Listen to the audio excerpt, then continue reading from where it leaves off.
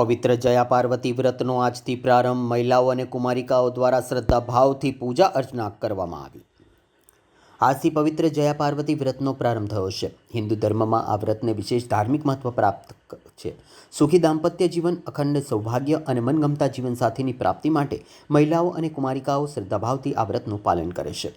અષાઢ સુદ 11થી શરૂ થતા પવિત્ર ગૌરી વ્રત અને ત્યારબાદ 13થી વદ બીજ સુધી ઉજવાતા 5 દિવસીય જયા પાર્વતી વ્રતનો આજે શુભારંભ થયો છે। આ વ્રત દરમિયાન ભગવાન શિવ અને માતા પાર્વતીની વિશેષ પૂજા અર્ચના કરવામાં આવે છે।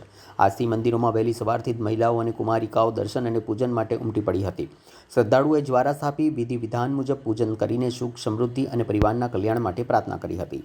જયા પાર્વતી વ્રતમાં અલુણા વ્રતનું વિશેષ મહત્વ માનવામાં આવે છે। વ્રતધારીઓ 5 દિવસ સુધી મીઠા વગરનું સાદું ભોજન દિવસમાં માત્ર એક જ વખત ગ્રહણ કરે છે અને સંપૂર્ણ શ્રદ્ધા સાથે ઉપાસના કરે છે। ધાર્મિક માન્યતા મુજબ કુમારિકાઓ મનગમતા અને સદગુણી જીવનસાથીની પ્રાપ્તિ માટે, જ્યારે પરિણીત મહિલાઓ પોતાના પતિના દીર્ઘાયુષ્ય, સુખી દાંપત્ય જીવન અને પરિવારની સુખ સમૃદ્ધિ માટે આ વ્રત કરે છે। ધાર્મિક વાતાવરણ વચ્ચે મંદિરો અને ઘરોમાં ભક્તિમય માહોલ જોવા મળી રહ્યો છે અને આગામી 5 દિવસ સુધી વિવિધ ધાર્મિક કાર્યક્રમોનું આયોજન કરવામાં આવશે। આજે અષાઢ સુદ 13થી 5 દિવસ સુધી જયા પાર્વતી વ્રતની શરૂઆત થાય છે। 11થી માંડી પૂનમ સુધી 5 દિવસ ગૌરી વ્રત અને 13થી માંડી વદ બીજ સુધી 5 દિવસ જયા પાર્વતી વ્રત।